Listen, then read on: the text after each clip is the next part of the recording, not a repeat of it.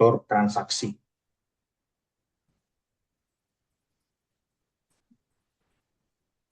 Penjual suatu transaksi. LDD, legal due diligence juga menunjukkan apakah transaksi akan lebih aman dilakukan melalui akuisisi saham dan aset. Akuisisi saham atau share deal, seluruh kewajiban hukum melekat berpindah. Pembeli mengambil alih saham perusahaan target baik sebagian atau seluruhnya sehingga secara hukum pembeli menjadi pemegang saham baru pemilik perusahaan tersebut. Konsekuensi hukum, seluruh kewajiban tetap melekat pada hukum yang sama. Tidak ada perpisahan kepemilikan aset secara langsung karena entitas hukum tidak berubah. Seluruh utang, kontrak izin, kewajiban, gugatan, masalah hukum lainnya tetap mengikat perusahaan tersebut. Contoh otomatis ikut berpindah ke pembeli. Contoh PTA membeli 100% saham PTB. Semua izin lingkungan, kontrak kerja, dan utang pajak PTB tetap berlaku dan menjadi tanggung jawab pemilik PTA. Kapan dipilih? Jika ingin mengambil alih perusahaan secara utuh, termasuk nama baik, izin usaha, dan perangan, dan lain-lain. Proses hukum lebih sederhana, hanya transaksi saham, cocok jika tidak. Ini risiko hukum resmi setelah LDD positif. Risiko pembeli mewarisi masalah hukum lama, termasuk gugatan denda, kontrak buruh, utang tersembunyi. Nah, kira-kira kalau Mas Brian melakukan LDD terus menemukan perusahaannya itu katakanlah dia bersih, sehat dan pokoknya bagus lah kira-kira. Kira-kira mau akuisisi saham atau mau akuisisi aset? Saham, Pak. Aset semuanya, kedua. Kenapa? Kenapa saham? Kenapa nggak aset? Karena kan perusahaannya bagus, ininya stabil, Mhm. Iya, terus nggak ada utang, nggak ada meskipun ini. ada Maksudnya utangnya ada. meskipun ada sengketa hukum katakanlah. Ada hukum, tetap saham, Pak. Karena kan Nah, memang bagus perusahaannya kan biasanya kan arbitrase. Jadi udah mhm. tutup lah segitu. Karena tergantung sengketa hukumnya juga ya. Apakah dia sengketa hukumnya itu banyak ataukah sedikit, dan kemudian kira-kira kesalahannya di mana gitu loh. Apakah di customer ataukah di si perusahaan yang mau kita beli gitu. Kalau misalkan kesalahan di customer ya it's okay gitu kan. Artinya kita bisa memenangkan eh, pengadilan tersebut atau persidangan tersebut, atau paling tidak kita nggak jadi omongan di customer gitu loh. Brand kita, nama kita nggak buruk gitu. Tapi kalau misalkan kesalahan di kita, nah itu kita harus koreksi. Kenapa kok bisa kita melakukan kesalahan tersebut gitu. Kalau akuisisi saham tadi seperti sudah dibaca ya, konsekuensi hukumnya seluruh kewajiban dan hak tetap melekat pada badan hukum yang sama. Jadi tetap nggak berpindah tuh dia permasalahannya, persoalannya aja. Cuman yang berpindah kepemilikannya itu. Tidak ada perpindahan kepemilikan aset secara langsung karena entitas hukum tidak berubah ya, karena entitas atau asetnya itu tetap milik PTB misalkan, kemudian PTB itu diakuisisi oleh PTA. Kemudian seluruh utang, kontrak, izin, ya kan, kewajiban, gugatan, dan masalah hukum lainnya tetap mengikat perusahaan tersebut dan otomatis ikut berpindah ke pembeli yang baru. Nah, kemudian, nah ini akuisisi aset atau aset deal. Silakan dibaca, Mas Wayan. Akuisisi aset deal atau aset deal, kewajiban hukum tidak otomatis berpindah, lebih selektif.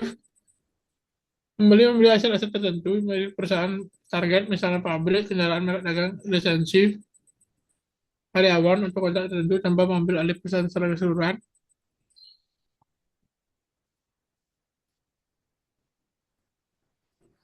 Konsekuensi hukum, aset dan kewajiban dipilih secara selektif oleh pembeli. Kewajiban hukum tidak otomatis berpindah kecuali disepakati. biasanya memerlukan perjanjian jual beli aset dan pemindahan legal formal untuk setiap aset. Contoh PTA membeli pabrik dan merek dagang milik PTB, tetapi dia mengambil alih utang bank, kontrak kerja lama, atau gugatan hukum terhadap PTB. Dapat dipilih jika mengenai risiko hukum atau utang tersembunyi. Pembeli hanya tertarik pada sebagian aset atau unit bisnis. Contoh, cocok untuk membeli yang kontrak penuh terhadap apa yang dibeli. Risiko basis hukum misal berumit, harus selesai satu persatu tanah, kendaraan kontrak kerja, mungkin harus diurus lebih awal, dan hubungan dengan vendor atau pelanggan lama bisa hilang jika tidak ikut dibeli. Nah, ini uh, akuisisi aset ya. Nah, jadi memang konsekuensi hukumnya adalah asetnya itu bisa dipilih secara selektif oleh pembeli gitu. Gitu. Misalkan kita mau cuma tanahnya aja atau gedungnya aja atau misalkan mesinnya aja atau misalkan mau kendaraannya aja. Kalaupun tanah atau bangunan kita bisa pilih misalkan di daerah mana aja gitu. Lebih lebih fleksibel gitu. Kemudian kewajiban hukumnya tidak otomatis berpindah kecuali disepakati gitu. Dan memang biasanya tidak akan berpindah karena kan memang orang itu mengakuisisi aset ya supaya atau karena permasalahan hukum itu terlalu banyak gitu loh. Kalau misalkan dia diambil alih secara kepemilikan atau saham, maka itu akan menjadi beban bagi si pembeli. Bukannya untung ya kan, malah buntung karena banyak banyak utang ya kan, banyak tuntutan dan lain segala macam. Sehingga daripada seperti itu mendingan asetnya aja yang dibeli. Nah, ini biasanya memerlukan perjanjian jual beli aset dan pemindahan legal formal untuk setiap aset. Jadi harus rinci ya. Misalkan jual beli apa nih? Jual beli mesin, mesinnya yang mana? Satu kah, satu line kah, atau cuma satu part per part, atau kayak mana gitu loh. Harus yang jelas gitu kan. Nah, itu syarat apa sahnya perjanjian. Kemudian contohnya PTA membeli pabrik dan merek dagang milik PTB, tetapi tidak mengambil alih utang, kontrak kerja lama, atau gugatan hukum terhadap PTB. Nah, kapan dia dipilih? Jika ingin menghindari resiko hukum atau utang tersembunyi. Kemudian pembeli hanya tertarik pada sebagian aset atau unit bisnis tertentu. Dan kemudian cocok untuk pembeli yang ingin kontrol penuh terhadap apa yang dibeli. Nah, tapi ini juga ada resikonya tuh. Resikonya adalah proses hukum bisa lebih rumit. Kenapa kok bisa lebih rumit? Kira-kira Mas Brian? Karena hanya sebagiannya aja, Pak.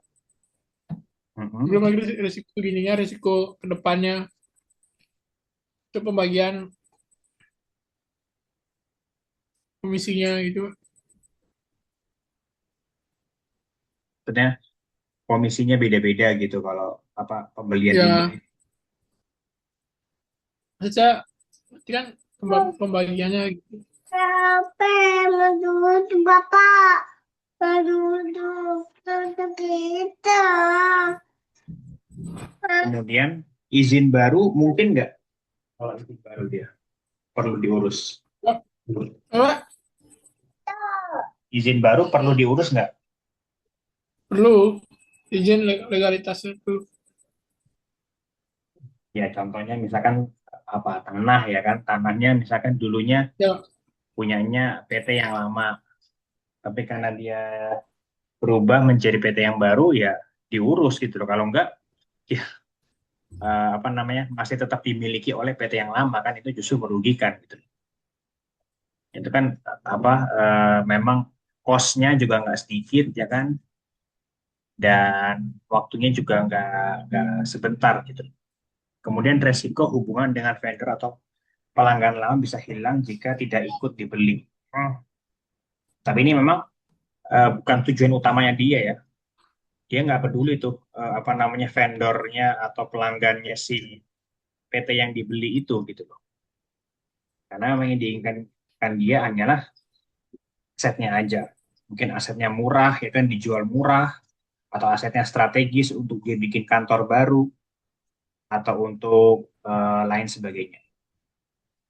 Nah, selanjutnya, silakan Mas Brian. Bagian negosiasi, kemarin LDD ada senjata negosiasi yang penting. Misalnya harga diturunkan jika ada risiko besar yang ditemukan. Jaminan atau warantes penjual. Warantis penjual harus menjamin tidak ada prestasi atau pelanggaran hukum tersembunyi. Klausul ganti rugi atau indemnity, pembeli bisa meminta kompensasi jika transaksi muncul dari risiko hukum sebelumnya tidak diketahui. Contoh, jika ditemukan gugatan hukum sebelum selesai, pembeli dapat mencabut, penjual tetap bertanggung jawab atas hasil perkara. Nah, jadi hasil temuan dari LDD itu bisa digunakan untuk penurunan harga.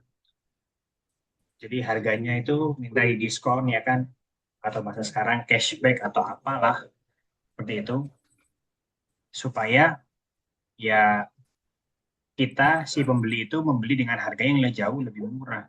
Karena kenapa? Karena ada resiko besar yang ditemukan oleh si pembeli, mungkin terhadap izinnya ataukah kasus hukumnya atau apapun, atau bahkan yang lebih besar lagi terkait dengan brandnya itu sendiri.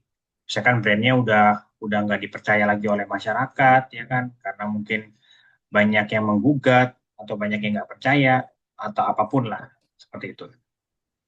Kemudian jaminan. Nah ini permintaan dari pembeli ya sebenarnya.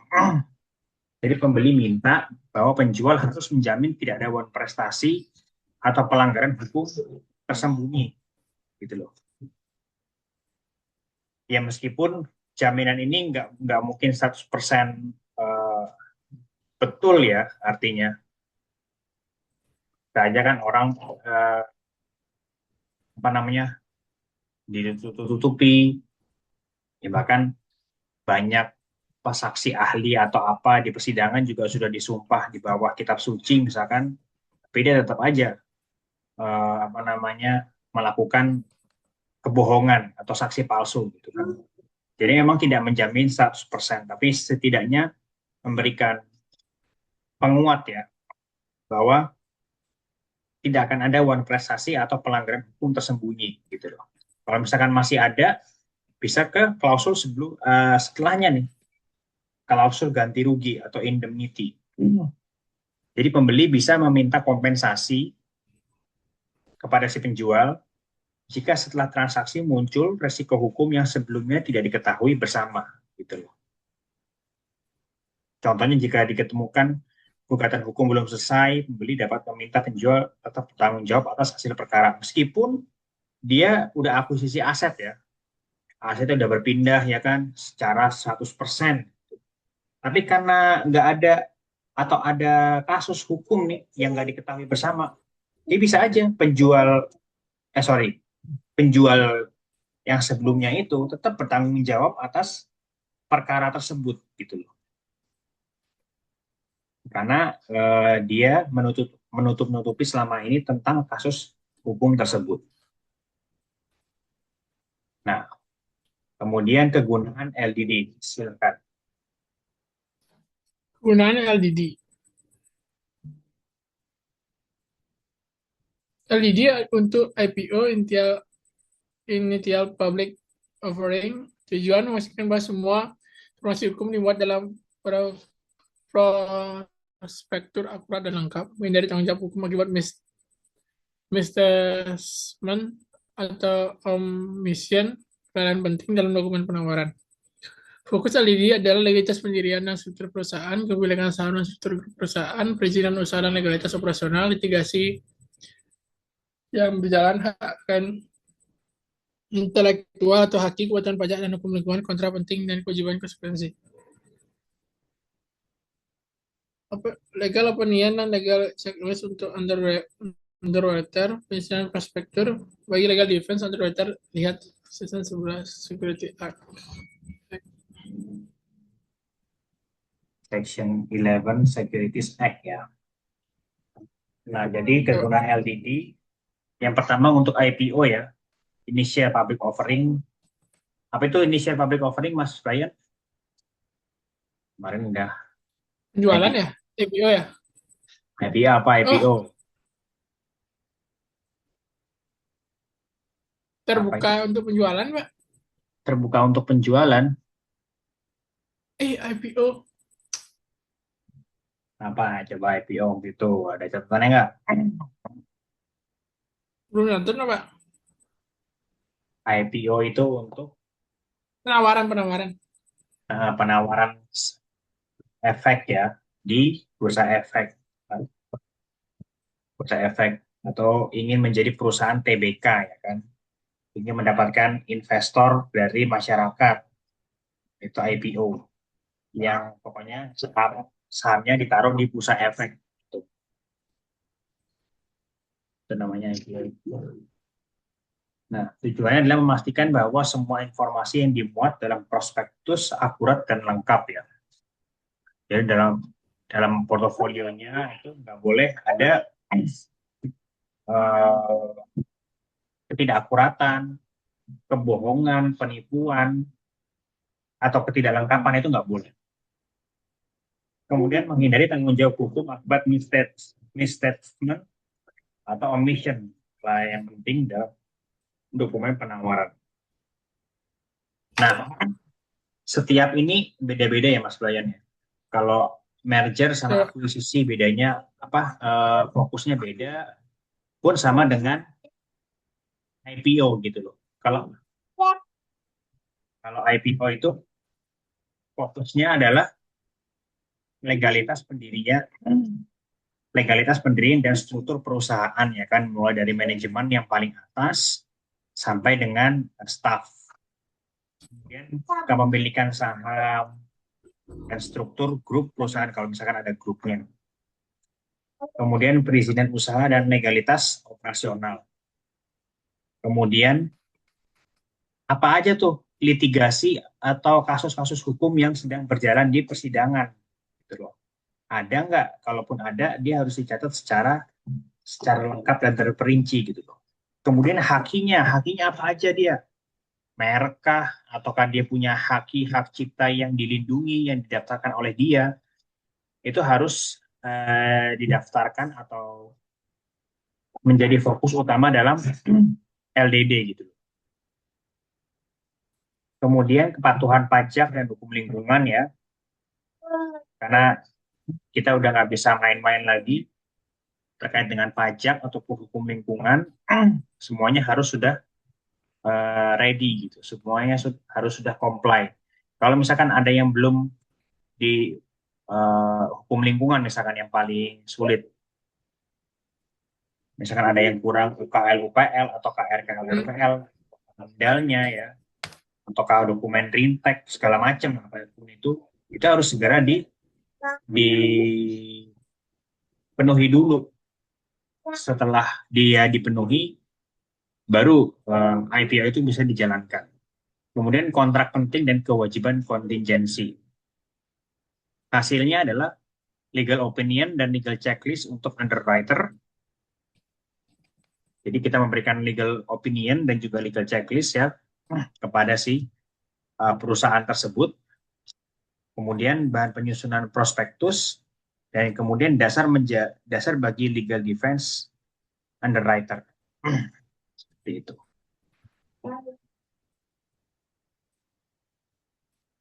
Nah, ini sekarang tadi IPO, sekarang akuisisi. Silakan dibaca. LDD untuk akuisisi, acquisition, tujuannya menilai risiko hukum yang melekat pada perusahaan target, menentukan apakah akuisisi akan dilakukan dalam bentuk pembelian saham atau aset, menyusun struktur transaksi, dan penjualan beli saham atau SPA. Fokus LDD status hukum perusahaan, PT, PMA, dan sebagainya, legalitas aset yang dimiliki, izin usaha dan legalitas operasional, perjanjian dengan pihak ketiga, sewa distribusi atau joint venture, hutang atau kewajiban tersembunyi, potensi litigasi atau sengketa, hasil, laporan LD dia sebagai dasar penilaian risiko dan harga terhadap struktur dan klausul pelindungan hukum dalam dokumen transaksi.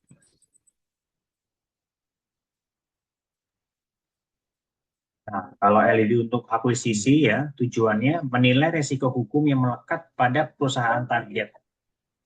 Dia sudah beda kan tujuannya sama yang IPO Ya, tadi ya. Kalau yang ini resiko hukumnya atau apa aja yang melekat pada perusahaan yang mau kita beli gitu. Papa. Apakah perizinan ataukah lingkungan ataukah misalkan sengketa hukum dan lain sebagainya itu perlu dipertimbangkan gitu. Kemudian menentukan apakah akuisisi akan dilakukan dalam bentuk pembelian saham atau aset. Nah, kalau misalkan terlalu banyak kasus hukumnya kayak tadi, maka yang harus dilakukan adalah akuisisi aset saja, gitu. Nggak perlu akuisisi saham. Kemudian menyusun struktur transaksi dan perjanjian jual beli saham SPA. Fokus LDD-nya status hukum perusahaan, PT, PMA atau lain sebagainya itu harus dicek gitu. Kemudian legalitas aset yang dimiliki, misalkan tanah, bangunan, kendaraan itu legalitasnya itu udah ada semua nggak? Sudah comply semua atau enggak? Seperti itu. Harus detail ya. Kemudian izin usaha dan legalitas operasional ya. Izin usaha biasanya ada di mana Mas Brian sekarang dan legalitas operasional? OSS, Pak. Betul, OSS. Itu nama websitenya. Tapi apa nama apa? Kementeriannya Apa? investasi, Kementerian Nama investasi, ininya, nama izinnya apa? Nama kartunya atau suratnya OSS, oh, 3 huruf, depannya N.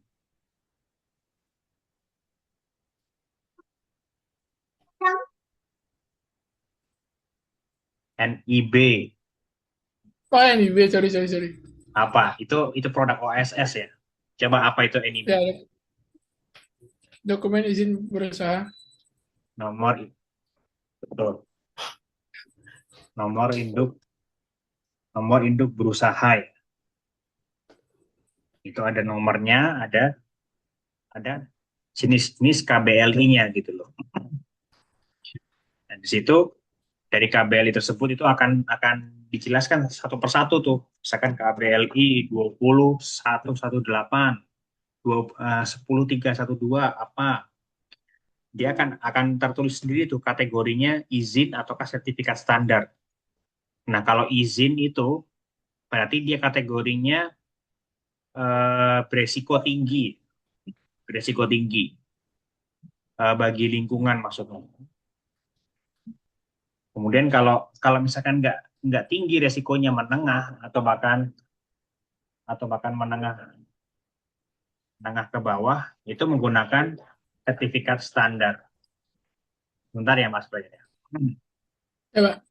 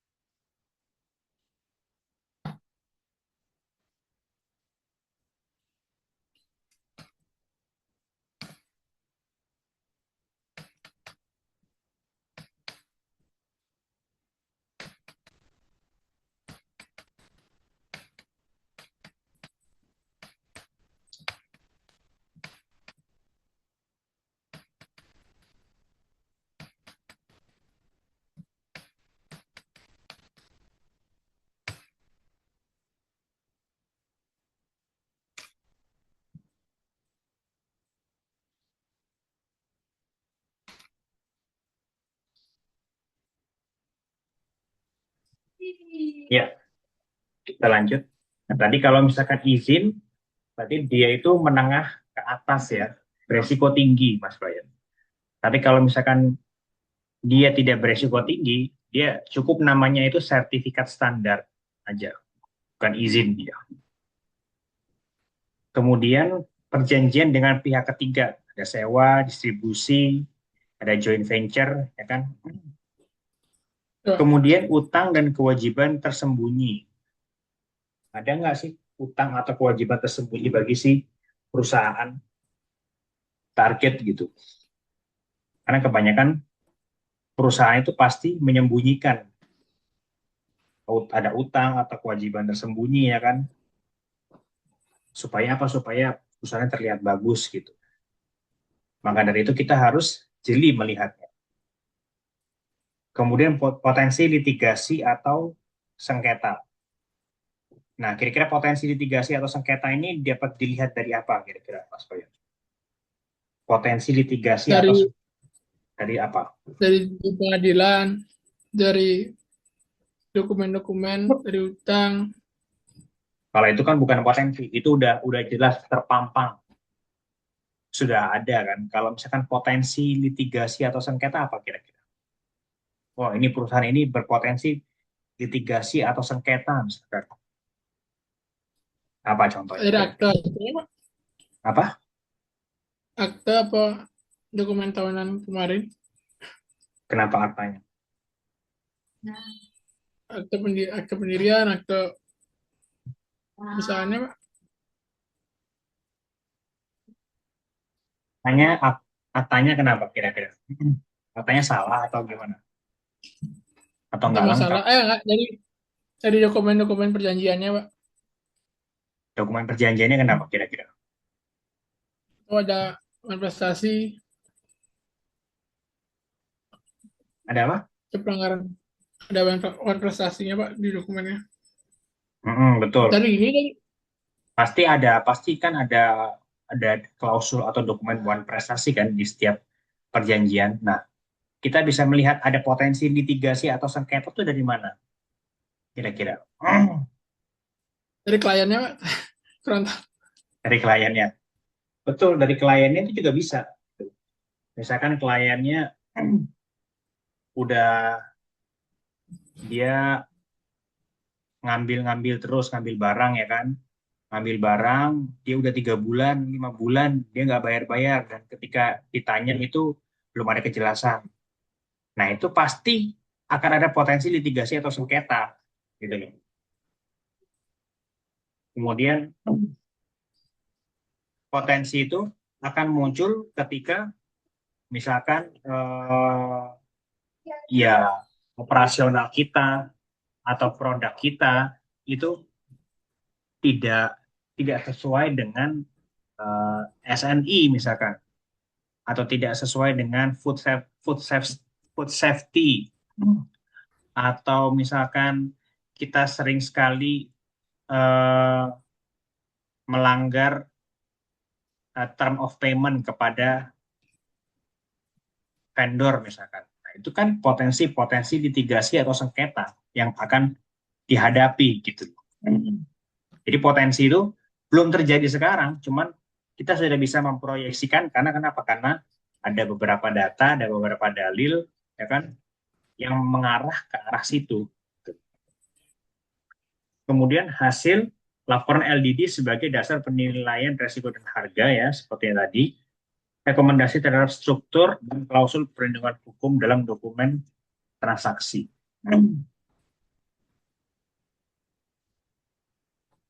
Kemudian lanjut.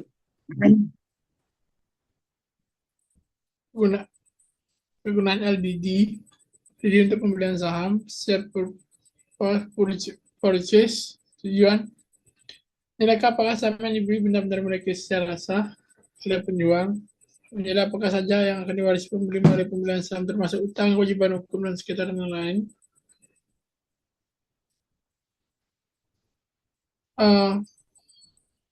Fokus LDD kepemilikan saham untuk pergerakan histori saham, persetujuan internal atau RUPS, Dari perjanjian pemegang saham, legalitas transaksi apakah dibatasi oleh peraturan tertentu, kewajiban tersembunyi itu perjanjian eksekutif, hasil konfirmasi bahwa pembeli tidak akan menghadapi resiko hukum tersembunyi berdasar penyusunan klausul indemnity atau ganti rugi dalam SPA. Nah, LDD untuk pembelian saham yang ketiga ya, tujuannya menilai apakah saham yang dibeli benar-benar dimiliki secara sah oleh penjual gitu loh. Kemudian menilai apa saja yang akan diwarisi pembeli melalui pembelian saham, termasuk utang, kewajiban hukum, sengketa dan lain-lain.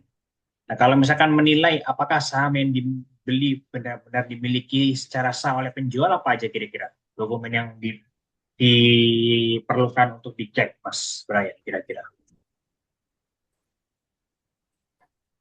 Kepemilikan dokumen Mhm, kepemilikan sahamnya dari situ dokumen akhir tahunnya, akhir tahun yang kemarin, mhm, grupsnya, betul. habis itu Kemudian apa lagi? Jadi apa selain dari RUPS, selain apa? perjanjiannya, Perjanjian apa? pemegang sahamnya, Perjanjian memegang saham. Maksud berarti akta ya kan? Akta pendirian kan? atau Akta pendirian sampai akta perubahan terakhir itu harus dicek semua gitu. Misalkan selama berdiri, perusahaan tersebut sudah melakukan 70 kali perubahan akta misalkan. Maka mulai dari akta pendirian sampai akta yang ke-70 itu harus kita cek gitu loh secara detail. Siapa aja nih mulai dari awal, nama pemegang sahamnya siapa, sampai yang terakhir siapa gitu. Jadi kita buat summary kita sendiri supaya kita tahu gitu siapa pemegang sahamnya, kemudian berapa persen sahamnya, berapa persen, 20% kah, 70% kah, berapa persen, itu harus detail sampai ke koma-komanya. Satu saham juga nilainya berapa, itu eh, harus detail semua. Kemudian legalitas transaksi apakah dibatasi oleh peraturan sektor tertentu ataukah tidak, kemudian kewajiban tersembunyi atau perjanjian eksklusif. Kemudian hasilnya mengonfirmasi bahwa pembeli tidak akan menghadapi resiko hukum tersembunyi, kemudian menjadi dasar penyusunan klausul indemnity ganti rugi dalam SPA. Nah, kemudian dalam joint venture, silakan. ini untuk joint venture, tujuan memastikan mitra joint venture memiliki kapasitas hukum dan keuangan yang untuk bekerja sama menilai risiko hukum yang mungkin dibawa oleh pihak lain ke dalam joint venture, menyusun perjanjian kerjasama yang adil dan mengikat. Fokus LDD adalah legalitas entitas mitra, kepatuhan terhadap hukum dan perizinan usaha, status keuangan pajak, aset yang akan sumbangi dalam joint venture, uang properti teknologi, perselisihan atau sengketa yang sedang berjalan, hasil informasi perjanjian joint venture, menjadi kerjasama dengan pihak bermasalah secara hukum. Nah, apa itu joint venture, Mas Brian, kemarin? Kerjasama, Pak. Kerjasama ya, betul. Memastikan bahwa mitra joint venture memiliki kapasitas hukum dan keuangan untuk bekerja sama. Menilai resiko hukum yang mungkin dibawa oleh pihak lain dalam joint venture, kemudian menyusun perjanjian kerjasama yang adil dan mengikat. Gitu. Nah, sebenarnya ini adalah LDD yang paling simple ya, Mas Brian ya, dibandingkan yang lain. Kira-kira kenapa yang paling simple dibandingkan merger, akuisisi, atau bahkan IPO? Kenapa joint venture ini yang paling paling simple sebenarnya? Karena kan Kenapa? fokusnya itu kerjasamanya, fokus kerjasama dia, Pak. Kalau mungkin yang lain kan kayak kepemilikan aset atau cuma berapa persen, kayak ini kan kayaknya joint venture nih 50-50 bisa dari awal dibangun bisa. Betul. Kalau joint venture itu kan sebenarnya ya perjanjian kerjasama biasa aja kan sebenarnya. Artinya apa? Artinya bisa diputus kapan aja gitu loh. Mau cuman kita joint venture selama sebulan, 2 bulan, 3 bulan, bahkan kalaupun udah berjalan 5 tahun terus kita mau apa namanya akhiri di tahun ke-6, it's okay gitu loh. Tapi kalau yang tadi kayak misalkan merger, akuisisi atau bahkan yang lain, nah itu nggak nggak mudah gitu loh untuk melepaskannya karena ya itu udah jadi bagian dari kita. Apa katakanlah akuisisi saham, ya perusahaan udah punya kita. Akuisisi aset, ya kan, itu asetnya udah jadi punya kita. Kita mau jual pun juga nggak mungkin dalam waktu yang singkat kan, pasti Iya, butuh. Pak. Kalaupun mau jual mau singkat, berarti namanya jual cepat gitu. Artinya harganya turun jauh gitu kan. Pun sama dengan IPO. IPO itu kan jangka panjang gitu loh. Nggak ada orang main-main IPO gitu, terus tiba-tiba perusahaan ditinggalin, nggak ada gitu loh. Maka kenapa? Maka dari itu kenapa? Yang lain itu semuanya sangat atau jauh lebih detail gitu loh.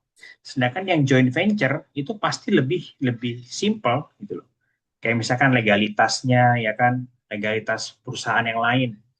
Minta dong akta pendiriannya atau surat keterangan domisili atau NIB misalkan, supaya apa? Supaya menunjukkan bahwasanya dia itu benar perusahaan berbadan hukum gitu loh.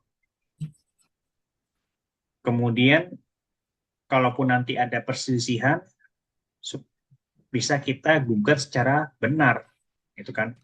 Misalkan selain itu ada permintaan biasanya KTP direktur atau paspor ya, kalau misalkan untuk WNA itu biasanya diminta gitu loh supaya oh benar nih yang tanda tangan ini, KTP-nya ini, paspornya ini gitu loh.